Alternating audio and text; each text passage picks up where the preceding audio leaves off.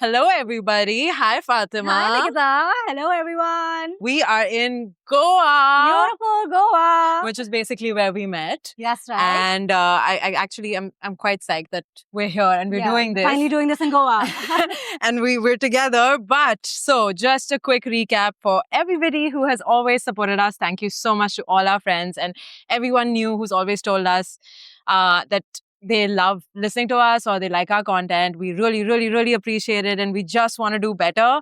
Welcome to Acid Sisters. Acid Sisters is a heartfelt project by Fatima and myself to bring together and build a sisterhood of incredible women that we know and we're going to get to know who are turning their passion into power.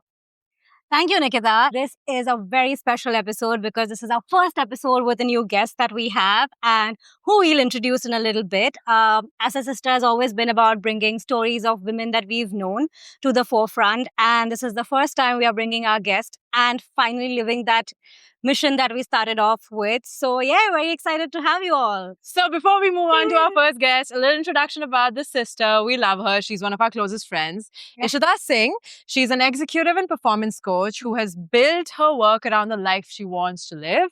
She is a permaculture designer, a scuba diver, a writer, a fungi and sustainability enthusiast. Aside from this, she's also the co-founder of Kanankul, an eco-village based in India, rooted in community, sustainability, and giving back to the land. She's also the global marketing head of a multinational life science company. But aside from these amazing, amazing things that she is, she's been a very close friend to me for over half a decade now. One of the biggest things I admire about her is how she chooses her curiosity over anything else in life. She's like that one friend I have on speed dial every time I need a new structure in my life or to fall back on systems that will help me live my life more productively, more happily, and more full. Ishita, thank you for admiring us so much and kind Always of inspiring supporting us. Yeah, and you're one of the biggest advocates I know of slow living as well, and you take every decision in your life very intentionally in that direction. So welcome to Acid Sister. Thank you for being our first guest and for this beautiful home and setup that we have today. Thank you so much. Honored to be here. And thank you so much for inviting me. It means a lot. All of your words also mean a lot. How are you guys doing? How do you Very feel having your first guest on the pod? Amazing, especially when it's you, someone Actually. who we met in Goa. We somewhere knew that our first guest would be you. That's so sweet. Yeah. So when it came naturally, when we were speaking true. about it, who else? I think Ishita. Our inspiration to even do this entire Acid Sisters was women like you, women in our direct circle who are killing it, right? You embody Acid Sister. If there's a persona that we have to think of for Acid Sister, it's you. Also, for all our listeners, this space is Ishita's terrace in this beautiful, beautiful house that she's built with her partner, Shobit. And just talking about Goa and the space, how did Goa happen to you? How are we here? Wow. Long journey. I think every one of us in their 20s has harbored this dream, this romantic fantasy of living in Goa at least once in their life. And I was also one of them. And I think when COVID happened, I saw this tiny window where I told myself it is now or never. And it definitely helped that I was a solo traveler before. So I just packed my bags. I spoke to a couple of friends, but I didn't wait for anyone. And I think that was the best decision of my life. It truly has changed the course of my life. I met you guys. Yeah. I have a community here that I absolutely love and adore. And I think Goa has been so pivotal in so many ways. So I think Goa happened to me because I chose myself. I chose, just to go for it and to take some chances and choosing curiosity over conventional progress. I think that was very pivotal to the whole idea of moving Goa.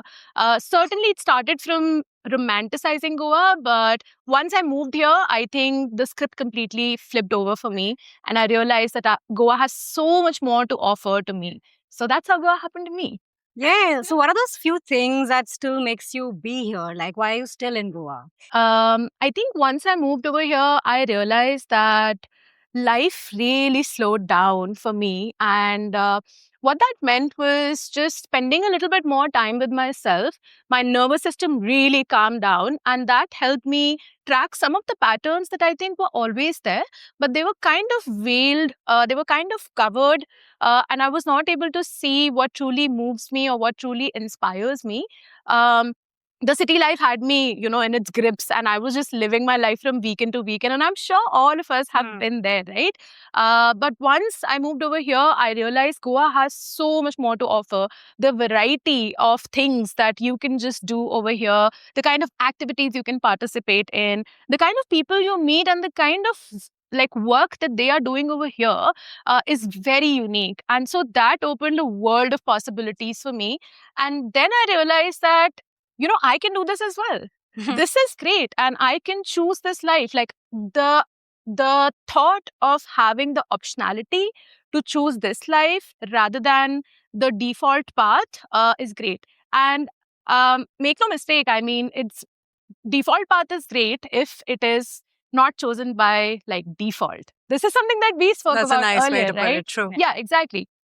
So kudos to people who are still choosing life for themselves. But I feel like what still keeps me here is the growth mindset that has come with it, and not in the hustle bro culture way, right? True. The kind of growth that has truly allowed me to know who I am, what I want, make this life, build this life, nurture the community that truly nurtures me. My community has shaped me as much as I have shaped it. And that has been so fulfilling. So I think these are the kind of things that still keep me in Goa. Of course, it helps that there's a beach. And life is good. Yeah, but no, life is just good. adding to your point about knowing what is right for you, right? A lot of people are conditioned to follow the default path, right? Yeah. Path. So they don't know that they're following a default path because Yeah. this is what they're taught. Yeah. So in a lot of ways, people are stuck without knowing that they're stuck. Yeah, that's So true, how does actually. one figure out, or what are the indicators to know that you're stuck? Right. And what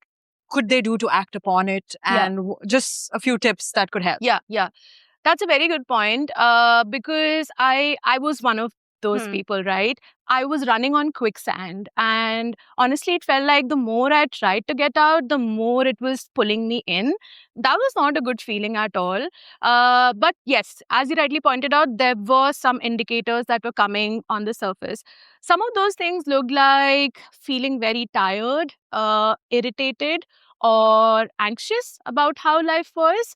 I was not able to understand why I was going in loops continuously. So maybe you're feeling like you're going in loops, the patterns are emerging again and again. Maybe you're waiting for permission, maybe you're waiting for time to just feel certain and feel right. Maybe you are keeping yourself busy with busy work and positioning it as productivity. So when avoidance shows up as productivity, that's one of the patterns that's keeping you stuck, right? A lot of thinking, but no movement at all. So I feel like these are some of the patterns that can surface, and you can kind of try to be cognizant if you are going in circles about certain things. That's definitely something that can make you feel like you're stuck. Let's Yeah. say, like, I have realized that, okay, I am stuck now and I am in this loop now. How do I work towards kind of being unstuck? Like, what are some ways and I can unstuck myself? Like, what are the ways that I can identify that this is the area that I'm stuck in, and this is now what I need to do to, like, I kind of get out of that loop? Yeah. That you mentioned. I think that it's very important to identify that you're stuck, because that's the first step in moving forward as well. And that's something I've also realized in my coaching, like other people as well. There are three things that you can do. There are three areas where you can identify that you're stuck. Either you are decision stuck, in which case you are torn between multiple decisions. So see if part of me wants this, but part of me wants that. So there are techniques that you can apply to understand if your decision stuck, if decision fatigue is settling in, if there is analysis paralysis. I think you can identify that you are decision stuck. You can be action stuck, where you cannot identify what is the next action I can take. And therefore, I think some things that you can do is talk to people who've already taken that action, or take the tiniest possible action in that direction, and that can help you overcome that loop. The third part, and I think this is where a lot of people get stuck, is the identity stuck, where they feel like they are stuck in a certain identity, but they want to shed that layer. And unfortunately, it's a lot of conditioning, right? We've all felt that, and I think life is just a loop of learning and unlearning. So yeah, the third kind is identity stuck. So these are the three ways I think you can identify that you are stuck. But truly, I think it starts from a place of knowing what you want and how you want it. So living life on your own terms is a word that we throw around very loosely. It just doesn't happen like that. It's a series of experiments you have to conduct for yourself. Makes sense. So if someone's starting the new year, now we're in 2026, right?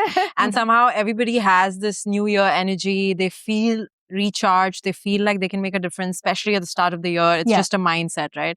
So if we're starting the new year, and thanks for the tips about how to analyze your feeling stuck and how to unstuck yourself, how can one actually plan their year better for the coming year when it comes to their goals, where they want to see themselves? If you can give actionable steps from a day-to-day basis, or a month-to-month, or a quarter-to-quarter, how does one who has started a new year with a lot of excitement and ambition track or navigate their path for the year in a more structural manner? I think I used to be a resolutions person as well.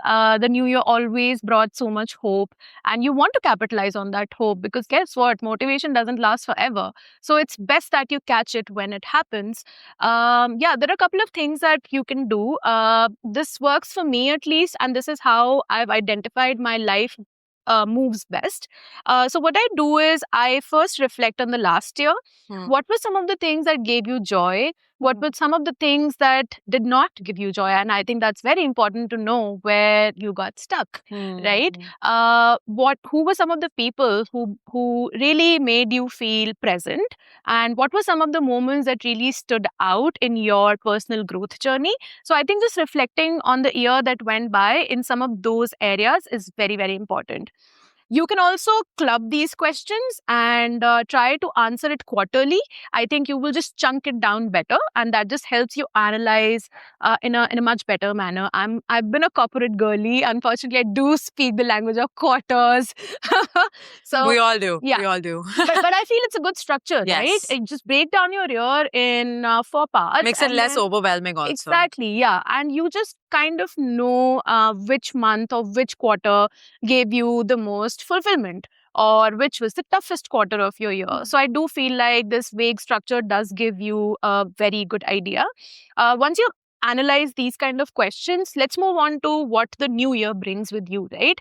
Now I think I'm in a phase of my life where I like to not latch on to resolutions, but have loose themes for myself. And the 3 themes that I've chosen for myself are growth, becoming, and community.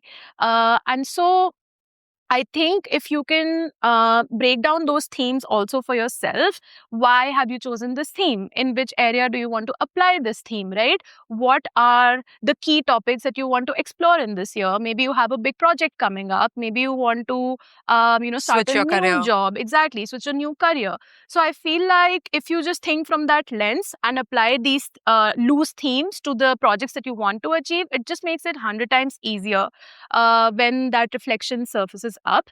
I ideally also like to visualize each month what am I going to do, because I do have like a to-do dump that I then translate into my calendar. So what I do is I sit at the beginning of the month and I see what is the backlog from the previous month. Let's make a thought dump, then schedule it onto my calendar, and then move weekly.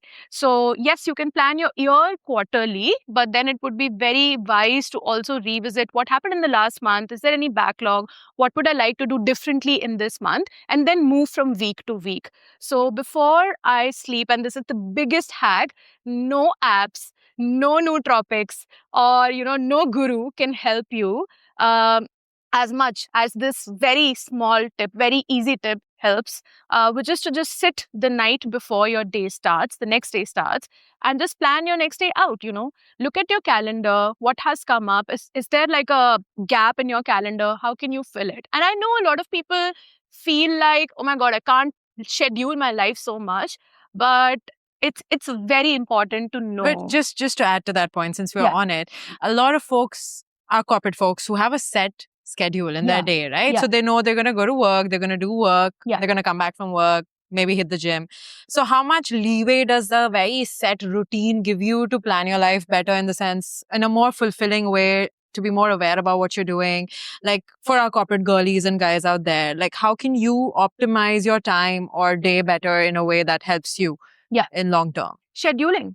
The Okay. simple answer is actually scheduling. Yeah. What gets scheduled gets done. Yeah. If you do not schedule tasks Yeah. on your calendar, you do not know where your time is getting leaked. You do not know what distracted you. Yeah. Because the things that will move you forward in life are your actions. And guess what? That gives you traction, and the opposite of traction is distraction. Are there like any beginner friendly tactical tips that you can give? Yeah. Like what kind of systems can I use? I know we've spoken about this, and especially for someone who Yeah. also lives in Goa, it takes a little extra motivation That's and a true. lot more structure Yeah. to keep being ambitious, to keep filling our ambitions well, but at the same time keep filling our slow living and a full life well. Yeah. Like, so tell me, how do you balance these two, or tell me some like beginner friendly frameworks Sure. that one can use Yeah. to apply in their day-to-day Yeah. life? I will break it down into two parts of my life, which are pivotal. One is personal, one is professional.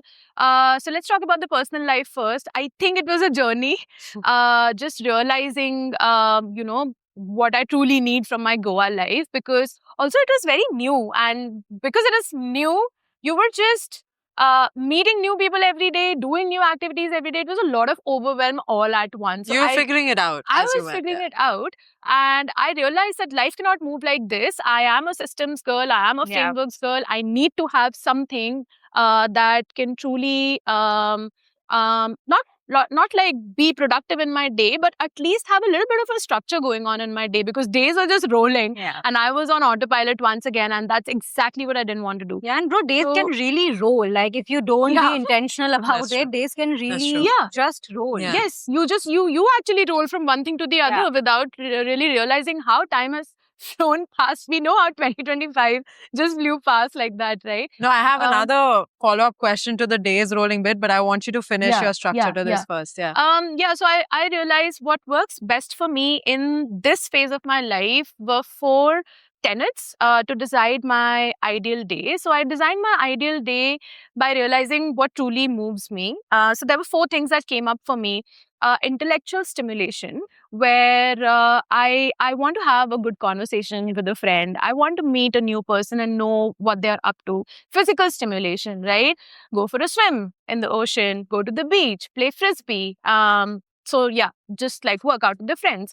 So that was that. And then creative stimulation, because I also love making art, which is an area I would say I have not done too well in. I would like to put in a little bit more effort, but definitely naming that, labeling that, and then putting it in my ideal day certainly brought me much closer to the kind of art I wanted to make. At least if I was not making that art, I kind of knew that this is the kind of creative stimulation I want. So it could also be achieved by reading a book, listening to a podcast, right? So creative stimulation. And the fourth one, which I think was a game changer, was that everything I want to do needs to be in nature.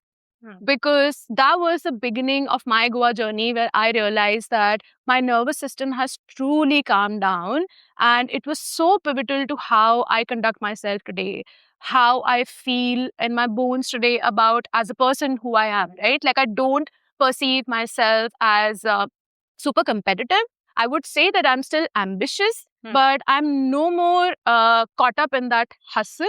So I started perceiving myself as a tree, and I started perceiving everybody else as different trees. And this to me feels like a forest now. So we're not competing for growth, we're thriving together. I'm you know. gonna also request our readers to read Ishita's Substack on this. The title is "Look, Ma, I Am a Tree," and that's a beautiful essay that Oh. she's written about how we look at identities and how we describe ourselves. So, just a quick recommendation. Thank you. There's Nice. a We're link in gonna our link bio. it. We're gonna link it. Yeah. But okay, this Was on is- the personal front, deciding my ideal day. And I do feel like this also got me away from the whole mindset of like, rooting my identity or putting my self-esteem uh, very close to work, my self-esteem was not tied down to my work. So even if something was going badly at work, I knew that I can detach very quickly and then I can just be a different person in my personal life. And I think as a multi-potentialite or as a person who wants to do various things, and I feel like everybody's a multi-potentialite, by the way. I think so too. Yeah, exactly. It's just that you have to give yourself a little bit of time. And Can you nurture. explain multi-potentialite and how can one channel that energy better instead of, because what happens is, again, there are multiple schools of thoughts here, right? Yeah. I am a believer that, jack of all trades and a master of none is still better being than a master of one, right? Yeah. But then we had a discussion with you earlier where you had also mentioned focusing on one project and one goal and one. Yeah. So there are multiple schools of thoughts here. So if True, you can true. just explain multi-potential and how can one channel that without getting overwhelmed and kind of losing track? Yeah. The first thing that you need to be aware about is that you are a multi-potential, right? If you keep running away from who you are, that's just absolutely not going to help. But then how is multi-potentialite different from just being, I don't like to use the word ADHD, but we do kind of get attracted to anything that's new and shiny, right? Exactly. But that's not multi-potentialite. There's a difference, by getting distracted and getting a little distracted about the newest thing is not multi-potential. How do you figure out your multi-potential? Yeah. And then how do you channel that? Yeah. It's a slippery slope. I have to say that. Yes, a lot of the times I've also found myself just being attracted to new shiny projects, and therefore I have not completed the project that I actually set out to be. And that was a vicious loop I caught myself in. Which is where I think there's a fine distinction where if you know this project is pivotal to your growth or you truly want to do this because it moves you forward in life, then please choose that project and do only one project at a time, right? Like put your life force into it.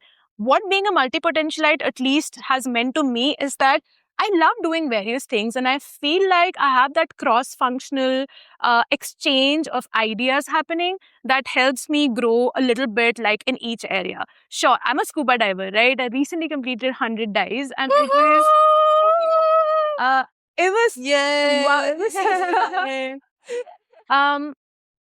Now I feel after having completed 100 dives that, it was easy. But when I started, it was very difficult. But I focused on it and I was like, no, I have potential in this area. I know that and I will do it. But you did that while doing other things as well. While doing other things as well, yeah. Because I scheduled my life.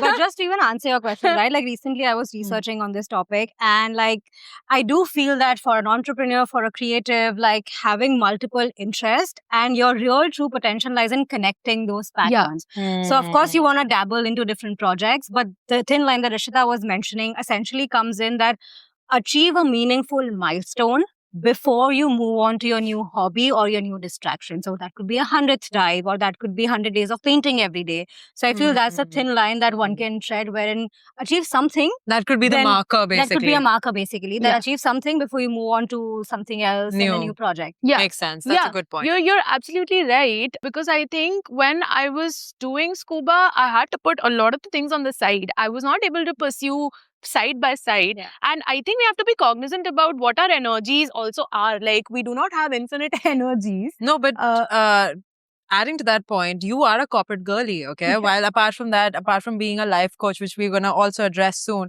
how are you multitasking all of these passions, Like, how are you, I know calendar and all of that, but how are you assigning particular percentage of weightage to importance, or how are you doing all of this? Because today, everybody, okay, it's not just us. Every human wants to be able to pursue all of these passions apart from their full-time job. So if there are any tips and tricks of how they can manage or how they can manage all sides equally, because passion is one thing, but fuel is another, right? You have to work, that's how you pay for your passion. True. So like how can someone actually do that? Like actually do what you're doing? Because I think the important thing to note over here is that you can have it all, but not at the same time. And I have this theory that I think has really helped me determine how to live life in seasons, how to live life in phases. So this theory is called the 4 burners theory. So the 4 burners of your life are work, health, family, and friends. sometimes some people like to club family and friends and choose another burner for themselves depending on where they are in their life, right? So the way I approached it was that last year was very important for me health wise, to the last 2 years actually, because I realized that I've started perceiving myself as an everyday athlete, and I was like, okay, what's next for me? And so I think it was really pivotal for me to focus on my health at that point. And now I think I'm in a much better space. I've healed my gut. I've worked with a professional. I seeked some professional help. I got coached with a personal trainer. So I think that was really important for me. So the four burner theory posits that if you want to focus on one part of your life, you have to turn down some of the other burners in your life. If you keep on burning all four burners at the same time, you will exhaust yourself. What's the ideal ratio of the four burner? What can you max out? 2:2, 3:1, 2:2? I think that totally depends on where you are. I guess like if you're the CEO of a company, like work will possibly be always on like a Front burner. front burner. Yeah. But like health and like relationships are also super important. So yeah, I think for me it's been like what are 2:2. usually the four burners? Can you just give us like an idea? Yeah. When you say four burners, what is the usual definition of that? Yeah. So the first burner is called work. The second is health, and then there's family, and then there's friends. For me, the ratio has been 2:2. Like at one point, I was only able to focus on work and health together.